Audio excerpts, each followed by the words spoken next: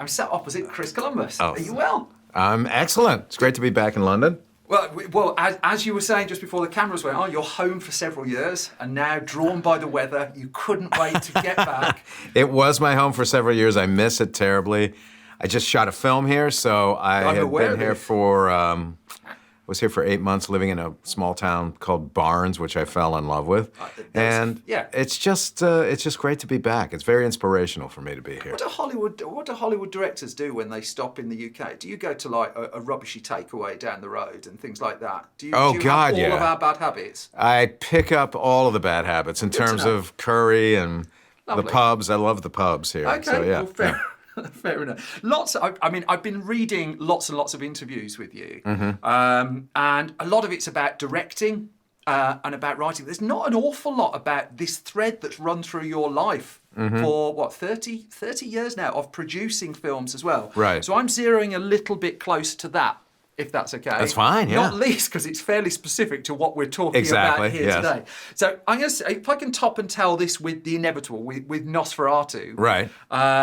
And I mean, it's almost jumping to the end of the conversation in a way, but this unlikely connection between you and Robert Eggers that I think most of us, if we were looking at a blank slate of people to put together, you're not the most obvious natural bedfellows. No. And yet, both of you are fairly candid about this, and yet this seems to be quite a creative partnership that sparked. So what was the bonding? Was it Hammer Horror or something like, was it Well, it did start with Hammer Horror. I mean, the actual sort of epicenter of all of it was the independent film company that we started over 10 years ago. Yeah, Maiden Voyage. Maiden Voyage was formed really to help first-time filmmakers make their first feature films. Yes. Whether we were producing it or helping them to find financing. The original goal was to begin Maiden Voyage and develop these relationships with these filmmakers who, it wasn't a diehard rule, but for the most part, it was filmmakers who make the type of films that I wouldn't make necessarily, but the type of films I love. Yeah. So what somehow gets forgotten when you're a director like me, who, however you want to classify my work, whether it's family films, fantasy, whatever you want to say about it, some people tend to forget that certain directors, no matter what their style of filmmaking, are actually students of cinema. Yeah. And we love film, and we've studied film, and we bring that to the table, no matter what types of film we're doing.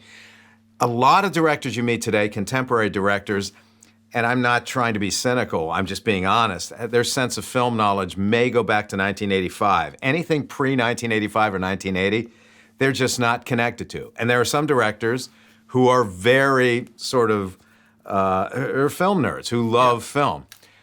So that's what spawned Maiden Voyage, my love of all genres of film, and to support those genres of film, even though I wasn't making them. And as a result, we got involved in The Witch, and Rob Eggers and I just hit it off immediately, even though, again, we're completely different types of filmmakers. We fell in love with Hammer horror films when we were young, and that was sort of the tipping off point for our conversations. We started with Hammer films, and then we went back to Murnau. His favorite Murnau film is Nosferatu. Mine happens to be Sunrise. Yeah. And we can talk, we talk about film history, and it's invigorating. It's not like, we don't want to alienate anybody. We just feel that that's an important part of being a good director. So when you were making your own films, I mean, this rich interest in film history, is that what gets you to like Maureen O'Hara for Only the Lonely? Yeah, completely, because one of my favorite films is The Quiet Man. Yep. And one of my dreams was to always work with someone like Maureen O'Hara. As a result, we brought her out of retirement to do Only the Lonely, and she hadn't acted in years. And you forget about the film. Sometimes the most enjoyable part is actually getting to work with that person and getting to spend time on the set listening to those stories. As a result of having Maureen O'Hara in that film, we had Anthony Quinn in the film. So Dominoes. As a result, I'm on set completely intimidated on my first day of shooting Maureen O'Hara and Anthony Quinn, realizing he's worked with David Lean. She's worked with John Ford. Yeah. How can I possibly compare? Anything I say is going to be wrong. But at the same time, you overcome that because you realize that you're getting some sense of film history from these people, and you can bring it into your own life. I think you were the first as well. I'm segueing into a film I didn't expect to go down the road Right. on. I think you were the first person as well, just ahead of Oliver Stone, to give John Candy a proper dramatic role.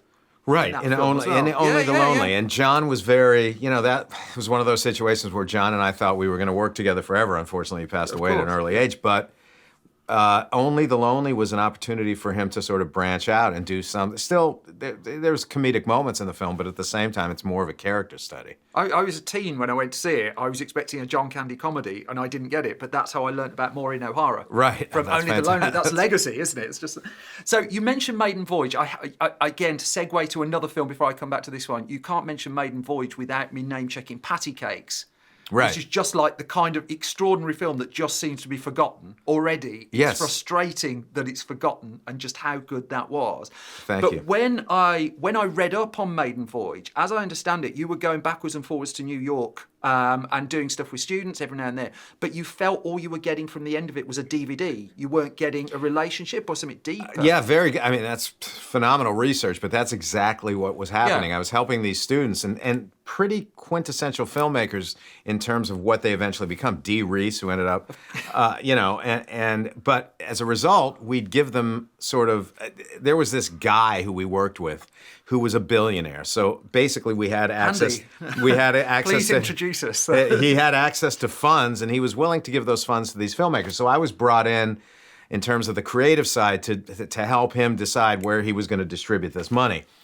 But I would do it once a year, and then I would say goodbye to the filmmakers. They'd go off and make their films. I would get a DVD, and it was creatively, after about 5 years, seeing these filmmakers sort of going off and becoming major filmmakers. And I wanted to continue to work with them. So Maiden Voyage, yes, gives you your first job, but then we want to continue a relationship along the way. So that was frustrating, and I called my daughter, who was working in independent film in Manhattan at the time. She was Eleanor, Yeah. and I said, let's do this. Let's see if we can make it work. And we've done 14, 15 films at this point, and we started with budgets of 1.3. One of our films, Menashe, was a $460,000 film that took 4 years to shoot. And it was all over the place in terms of budgets. And this is Nosferatu happens to be our first major budget that we actually spent every single day in pre-production and production producing the film. I actually put aside my writing and directing career to focus on Nosferatu. So the whole, you went into Maiden Voyage, sifting as much as anything else by the sounds of it, trying to find something, but you can't have expected to find something that resonated as hard as The Witch did, because that sort of exploded on us a little bit. Well, yeah, the goal for Maiden Voyage was never, ever to it's find the most commercial films. Never. Because you've got another production company you can do all that stuff through. I can do all that stuff through. Yeah.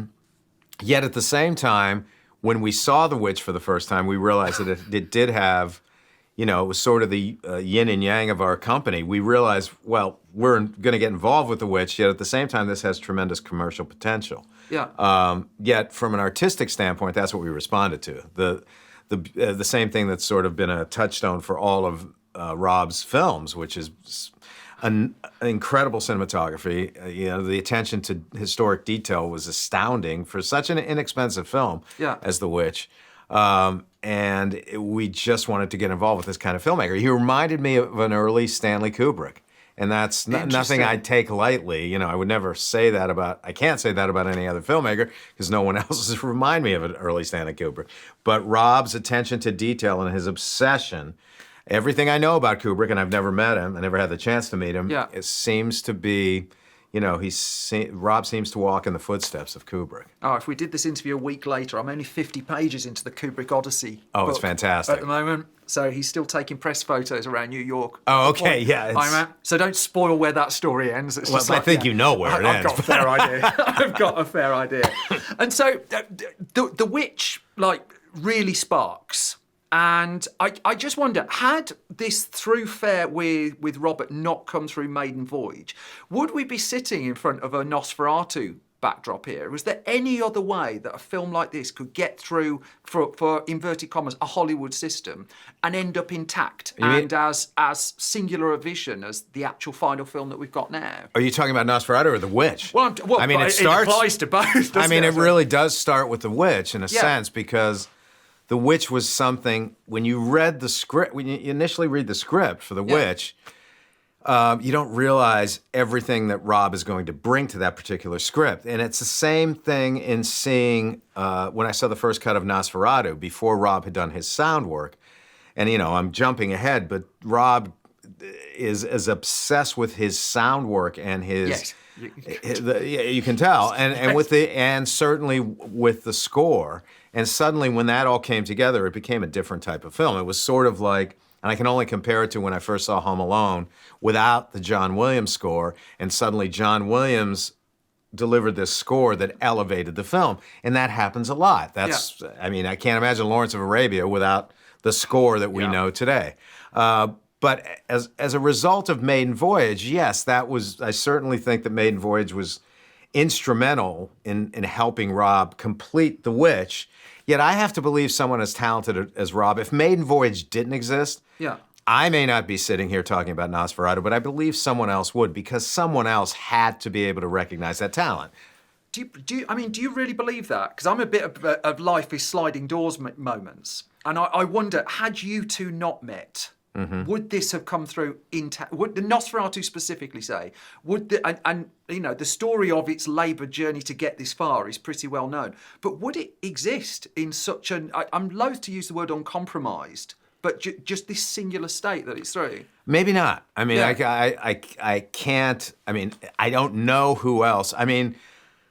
At times, I'm a very naive producer, and I probably shouldn't be saying this, but, our goal at Maiden Voyage, when Eleanor and I first sat down, we said we protect the director first. Yeah. No matter what the studio says, no matter what input they want to have, we will respect it, but we are bound to whatever the director's vision is. Whether it was Patti Cakes, whether it was Tallulah with Sean Hayter, we had to protect those directors. So that was the goal with Rob, and it doesn't get any easier. He, by the time he's done Nosferatu, he'd done 3 films before that, and we had a tremendously easy path on Nosferatu because we had chairman Cujo, who is the chairman of Focus Films, who honestly supports the vision of the filmmakers.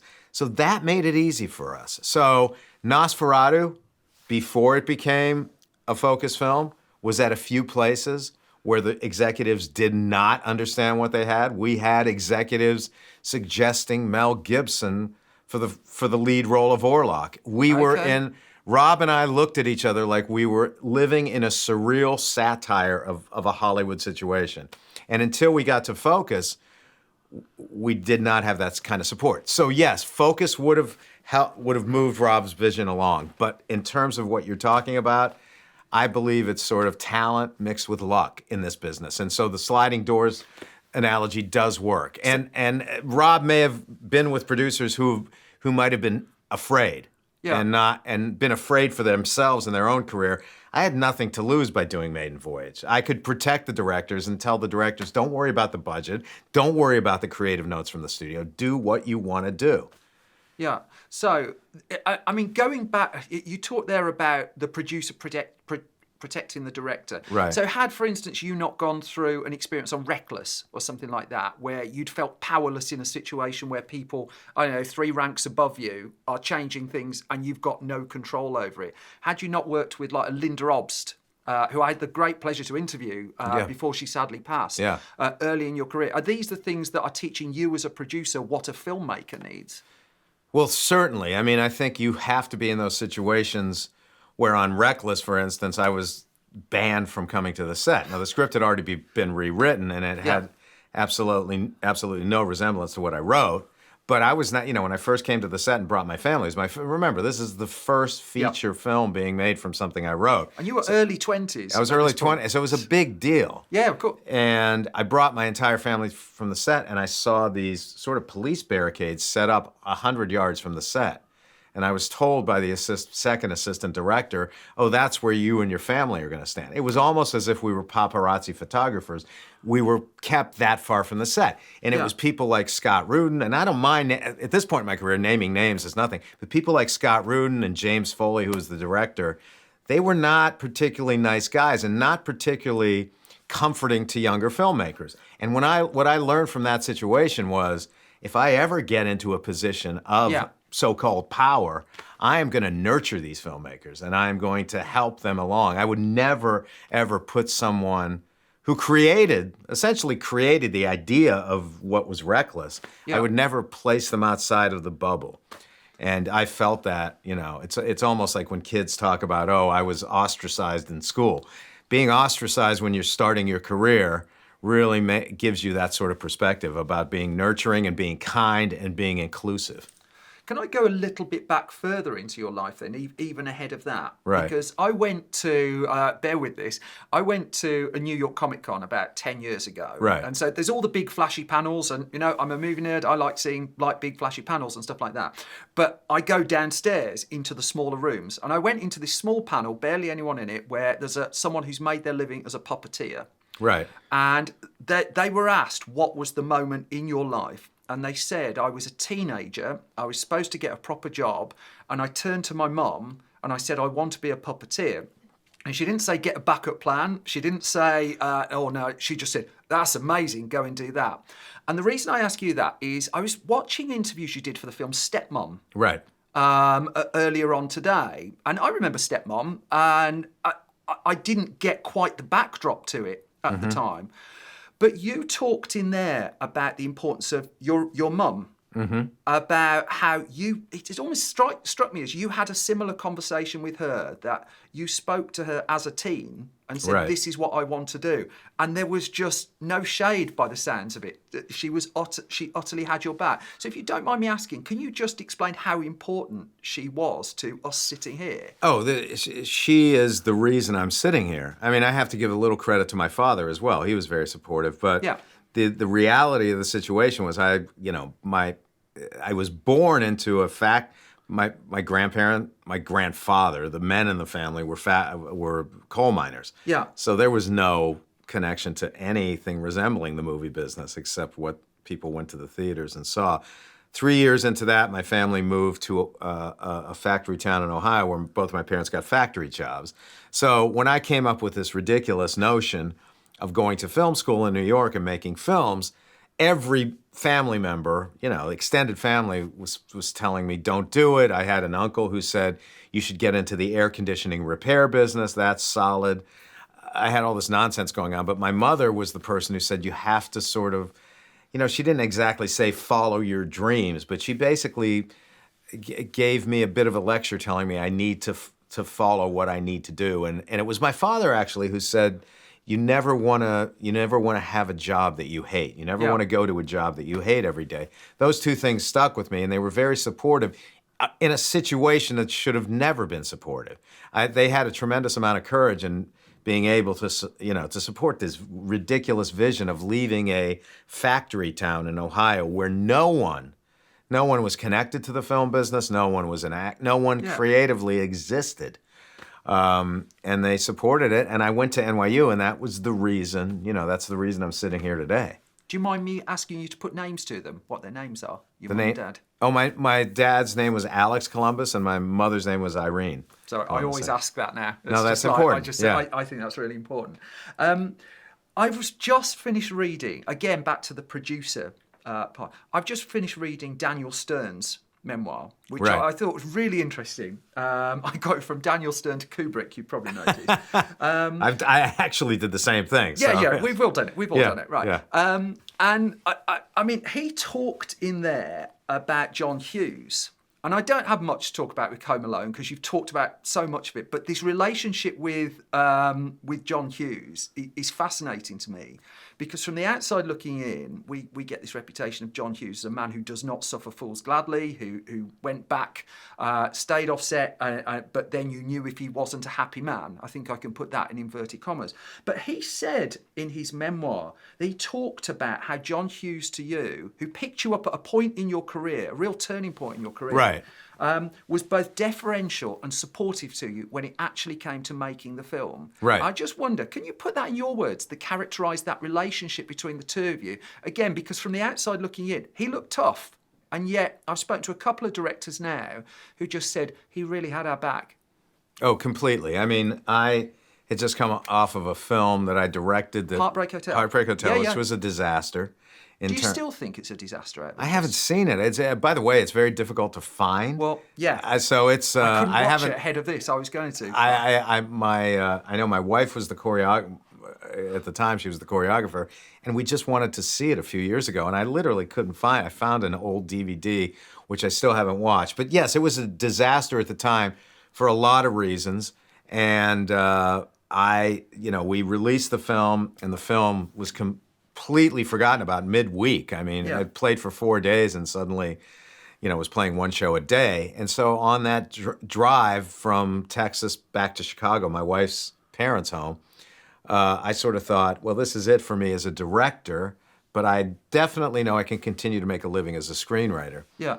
So no one was coming around, the phone wasn't ringing, and John Hughes, it must have been the Chicago connection, because my in-laws lived outside of Chicago, and I don't know, and John and I had the same agent. So John's agent, this is what I surmise, I don't know if this happened, probably said to John, "Oh, Chris is in Chicago, if you guys want to meet, or you want to," and John didn't meet with me, but he sent me a script that he wanted me to direct called Christmas Vacation. Yeah.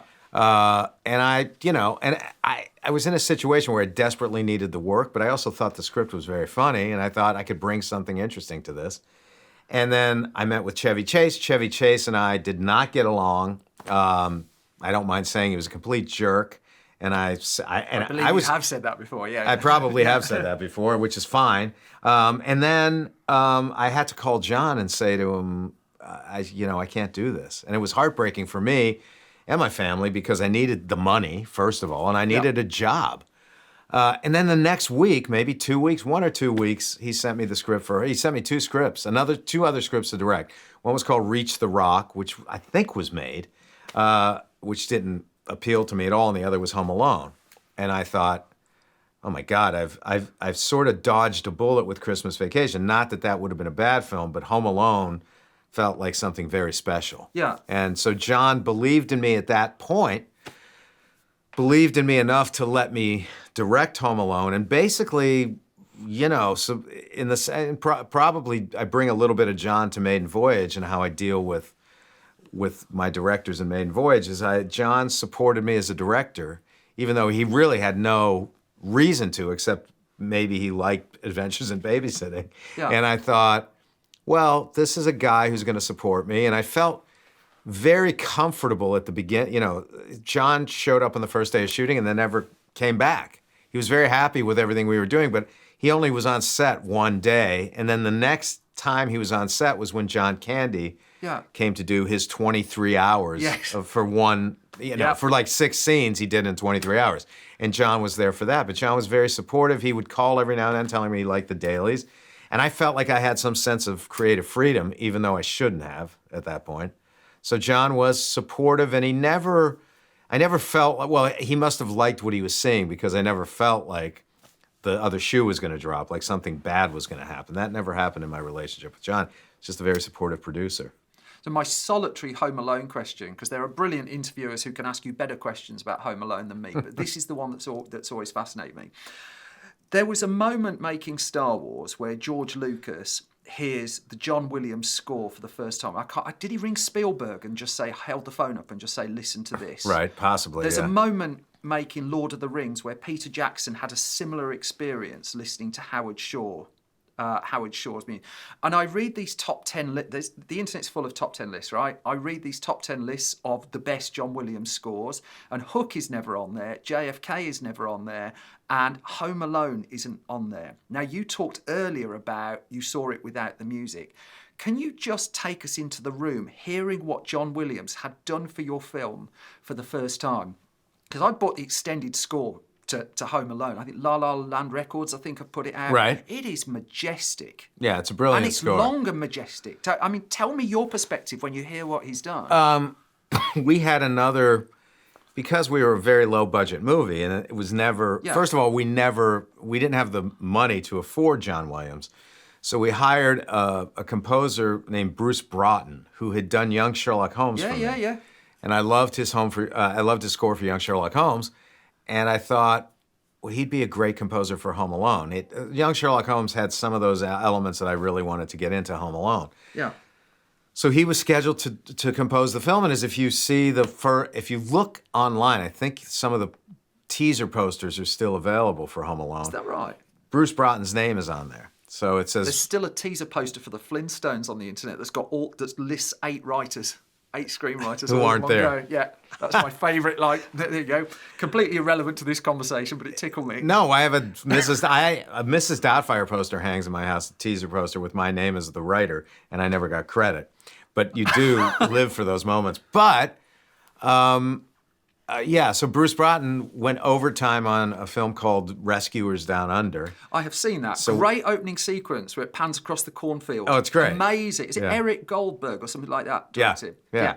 So that was, so we lost him, and my agent called me and someone from the studio and said, John Williams, is looking for something to score. Would you like to show him the film? And I thought, yeah, this is a ridiculous long shot. But John saw the film and was charmed by it and decided to do it. Back to your question, I was shooting Only the Lonely at the time. Yeah. When John was scoring. So it was obviously before the internet and before instant accessibility to anything being recorded anywhere in the world. John would record the score, and I had heard it all on piano, so we knew what we were getting. But I didn't hear it with the entire orchestra. So then the cassette tape would arrive by FedEx the next morning. So on my way to shooting Only the Lonely, I would listen to what was being done. So the first day, I received probably 25 minutes of the score, and I was incredibly emotional in the car. Yeah. And then we had the same 95% of the same crew shooting Only the Lonely that did Home Alone. So at lunch that day, we brought out a huge boombox, and I said, you have to listen to this. And we played the first 25 minutes of the Home Alone score, and the entire crew just sat there transfixed. It's an all-timer. It was brilliant. And of course, I still think it's I'm biased. I think it's one of his best scores. But it was a brilliant, sort of a very emotional moment and then suddenly when that music was put up against the film, as I said earlier, it elevated the film and gave it a whole other side to the film's personality. I'm all over the shop a little bit here, but Heartbreak Hotel is still in my head a little bit, and the fact that you can't get hold of it. And I've spoken to a couple of directors about it. I spoke to Jake Kasdan recently. There's a film he made at the TV Zone, I think it is, that you struggle to get in the UK. I spoke to Andrew Davis a few days ago. He's got to the point where he's trying to reclaim rights to his own films so that he can sell them on his own website, because otherwise there's no way to get them. Right. So you've got Heartbreak Hotel, for one, is just really hard to get hold of. But the question before about, how you feel towards it now, I just want to blend all this together, because I told someone I was seeing you, and just asking him about Bicentennial Man. And with the best will in the world, I'm nonplussed on Bicentennial Man. I've not got feelings either way. They absolutely adore it. Right. And, I don't remember that being particularly well loved at the time. So to fashion all this into some weird question, I tied it to an interview Tom Hanks gave a couple of years ago, which I thought was fascinating. And he says the missing ingredient of film assessment, of film journalism, of film writing is time. And particularly now that we're in a window, and you're going to get it to a degree with Nosferatu, although I think this might transcend it fairly quickly, where everything has to be judged, packaged, put in a box, and that's the assessment of it in three months. Right. And that's it. My question to you, and you've got films like Heartbreak Hotel, we've talked about Only the Lonely, Bicentennial Man. What has time done to those films that perhaps didn't get the audience or the love when they first came out? What is the kind of audience relationship you have with them all this time later? Well, the 3 films you've mentioned, I'm not. One thing I tend to do is to be very self-critical about my work. And it doesn't really matter if the film comes out and doesn't reach an audience at the time. Yeah. I assess the film on sort of what I feel I succeeded and how I failed. So the 3 films you mentioned, Heartbreak Hotel, Only the Lonely has a special place in my heart. But Yeah. films like Heartbreak Hotel and Bicentennial Man, they may find the odd person, and I don't mean these people are odd. I just mean those, No, I get what you mean. who respond to those films. I don't think they're very good. Right. So I don't believe that they actually deserve any sort of, they don't deserve the test of time. I don't think that, particularly Bicentennial Man and Heartbreak Hotel. There are films that haven't, obviously films like Home Alone and Potter and Mrs. Doubtfire have stood the test of time. And again, 2 of those films, Home Alone and Mrs. Doubtfire, were not well reviewed at the time. No, I remember. They were not critical darlings. Yeah. Suddenly Home Alone is being thrown into now it's being preserved for all eternity. It's one of the things of the Library of Congress have restored it. And people it's become this incredibly beloved thing. And that's what Tom Hanks is talking about, are those films that stand the test of time over and over again. And we try to do that. We try it on every film, but you sometimes fail. In other words, you try to do something timeless. I mean, I've instilled that in my crew from day one on the movies that have been successful. Interestingly enough, films like Heartbreak Hotel and Bicentennial Man was futuristic. Heartbreak Hotel was about Elvis Presley in the 70s.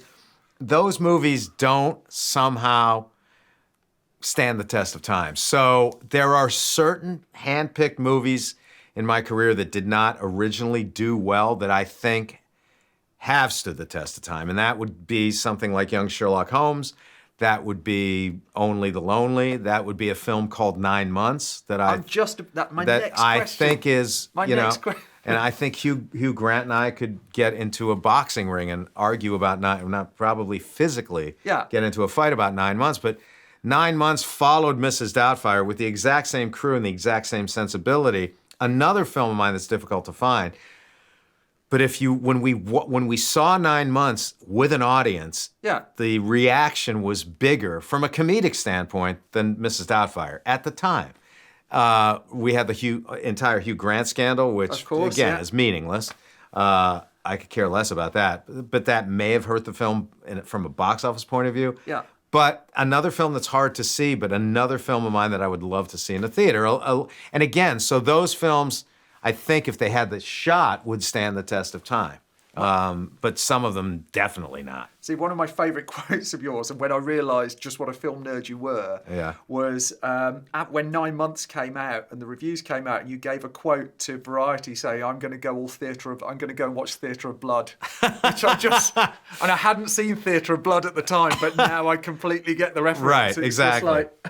It's interesting because 9 Months was your first credit as producer as well, if I've got this right. Your first on-screen credit. And I mean, is it the first film out of 1492 as well? You'd just done the 3-picture deal with Fox. Yeah, but I think maybe Mrs. Doubtfire has a 1492 credit. It's possible. Okay, I don't know. So, but there was that point at Home Alone comes out, Home Alone 2 comes out, Mrs. Doubtfire comes out, and it's your moment in the sun, isn't it? Right. And you get this 3-picture producing deal of Fox, which I think was in the middle of all of that, and 9 Months being, I think, the first. I might be wrong. I mean, it's your life, not mine. I'm just the outside looking in. But 9 Months was one of the first things coming out of that. But when you get that 3-picture deal, and you've been through so much to get to that point, I mean, can you kind of capture that moment for me, that you've got as close as you're going to get to the chance to make what you want with your name as director, with studios backing you? I know it's not that simple, but... I mean, in a certain sense, you never get complete creative control. Yeah. You're still battling for creative control. So it only really meant, for me, from a practical point of view, I honestly never thought about it that much. It only meant because we had a backlog of material, even before we got the deal, we were developing films for me to direct. Yeah. So certain films that I couldn't direct, or I didn't feel that I didn't feel 100% about wanting to direct them, those films could be given to other directors and we could produce them. So as a result of that, I could make more of the types of films I wanted to get out in the world. Yeah. That has a double-edged sword because a lot of the directors, and I won't name names, that we worked with just weren't great directors. And that you cannot teach as a producer, you cannot teach someone that, it's an incredibly frustrating road on the set to try to teach someone how to be a good director. It's impossible.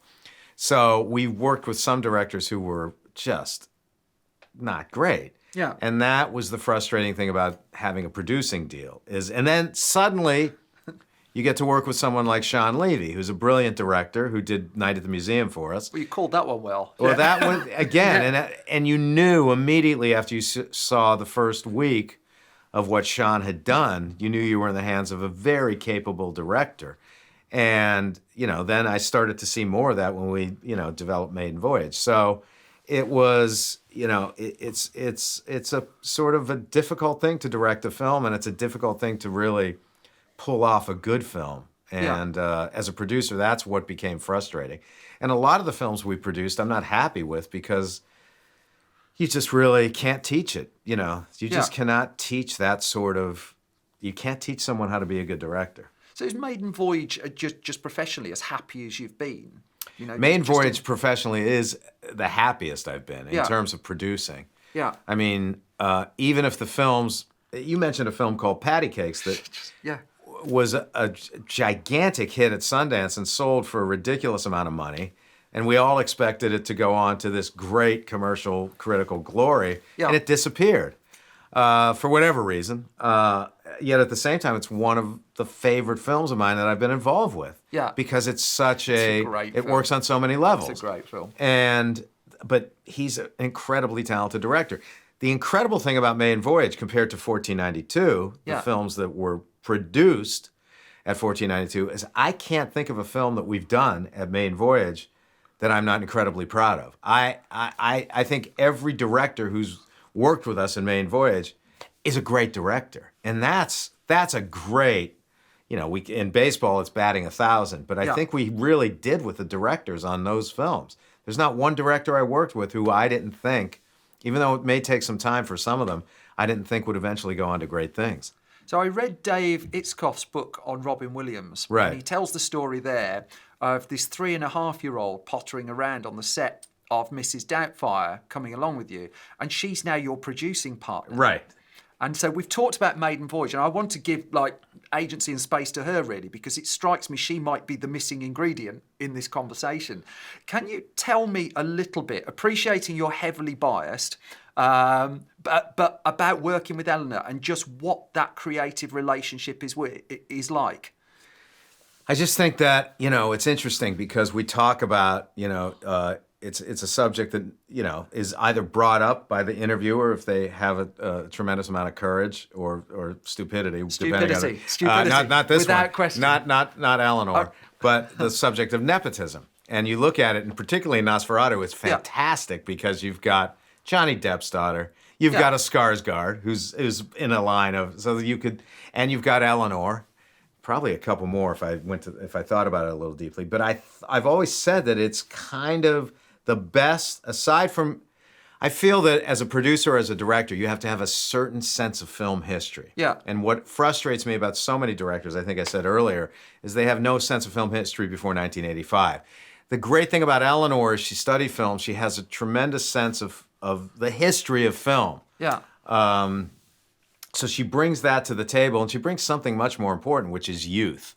And youth, for me, is I thrive on it. There are so many, and I see it in my contemporaries, there are so many guys my age who, whether they've had one success, several successes, they're sort of like, the tunnel vision grows tighter and tighter, and they keep saying, you will learn from me. I will tell you how to, well, that's nonsense, because as you get older, you start to close more and more interesting things off from your life. What Eleanor brings to the table is opening my eyes to something I may not be interested in. For instance, Patti Cakes was the first thing. I don't think I mean, to be quite honest with you, I may not have looked at The Witch if it wasn't for Eleanor. So Eleanor brought The Witch to my attention. Well, I heard that. That's why I brought this up. Yeah. So, I mean, that is a direct connection to Nosferatu. Eleanor, there's so many of our Maiden Voyage films that I wouldn't have done, and we argue about it constantly. But again, in sense of nepotism, which I love to talk about, it's the family business. Yeah. And the family business happens to be film. And I'm sorry if people are frustrated about that, but if I owned a pizza shop, Eleanor and I might be making pizzas together. And I really believe that, because that's the nature, well, it's the nature of the world. It's the nature of British society, American society, Italian society. You are part of that family business, and no one had a better upbringing and learning than Eleanor, who was on the set. I think it was Potter, probably. It had to be Harry Potter, where she was she played a role in the film, but she wasn't, I wouldn't allow her to speak because she wasn't British. So you'll see she's Susan Bones in the film, and she worked 60 days on Potter 1 and about 70 days on Chamber of Secrets, and she never spoke. But that was something I didn't have when I was 11 years old. She was on the film set every day observing how everything worked, and that's why she's invaluable, because she's had a much better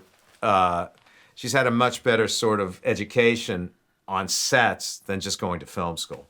But it wasn't really the nepotism angle. If I was going for a nepotism angle, I'd go for By the way, nepotism angle. I'm filled with you brought Catholic that guilt, up. so I bring it up. It's contrast that interests me there as well, because, I mean, we're coming to the end of our time, and we come back to this contrast of you and Robert Eggers on the set of Nosferatu. And we've been sent press notes ahead of this, and I have a look through press notes primarily to know what not to ask you. Right. Because I figure you've already been asked it. But you have to forgive me, because I can't resist this. You've got two, because I read that you were on set pretty much every day. Oh, every day, yeah. I imagine Eleanor was involved in that as well too. And so you've got these two filmmakers who, with the best will in the world, neither of you can do what the other one can do. Right. In quite the same way. And I'm just wondering if it all ties back really to those students in New York, that if you're looking for your collaborators, for people who can't do what you can do, that if there's a little bit, because you didn't come from the film industry, you're looking for the people, even now, I mean, you're a very young man in your 60s, but you're in your 60s, even now, kind of a thirst for you to keep learning from these people. Oh, without a doubt. And that's the invaluable part of having someone like Eleanor on set with me 24/7. And to be quite honest, on all of the films I produced, whether it's Maiden Voyage or 1492, I have never been on the set as much as I was on Nosferatu. Yeah. Nosferatu was it was exactly like directing, except I wasn't directing in terms of time. Because when I said to Rob, how do you want us to produce this? Do you want us to show up the first couple of weeks and then you'll have your freedom? And he said, no, I want you there every day, all day. Yeah. And I said, well, that means I have to put my writing and directing career on hold. But I'd lived with this project with Rob for almost 10 years. And I felt that it was one way to see it through. And then, so after a week and a half or two on the set, I realized that when Rob had his, after every take, he had a huddle. And the huddle would involve Jaron, cinematographer, Eleanor, myself, and Rob, and Julia, the script supervisor. So we would stand in this group and discuss what we just shot, one to each take. And we would discuss what we liked about it, what we didn't like about it, what we thought could be better. And Rob would listen and basically either discard everything we said or maybe take a note. And that's how he liked to work. He liked to be very collaborative in terms of making the film. So it was the most rewarding job I could ever have as a producer. So yes, I am watching. So by the time I got through the process, I have watched someone make a film in the completely opposite way I would ever make a film. And it was still the best story I can think of in terms of relating it to my own directing is I saw Rob and Jaron bring, you see where we're sitting, from me to you. Imagine us even closer and the walls closer. And they brought a crane into the room to shoot the scene. And I said to him, are you out of your mind? I said, you don't have enough space for a crane in here. We argued about it. They shot the scene on the crane. It was beautiful. And I remember thinking, well, they could have done that without all the pain. And so 6 months later, I'm on the set of Thursday Night Murder Club shooting a scene with Pierce Brosnan and Ben Kingsley. and it's the same situation, and I brought a crane in when I never would have done that.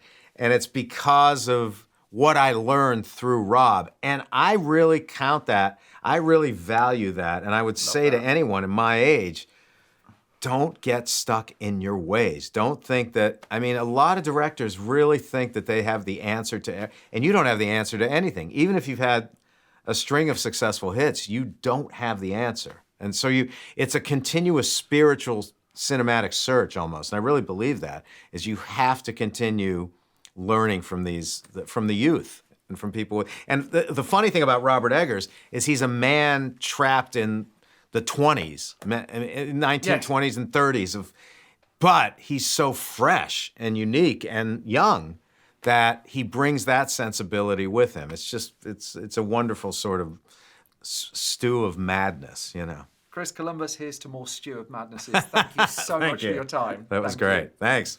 And thanks for your research, by the way. Was terrific. That was impressive.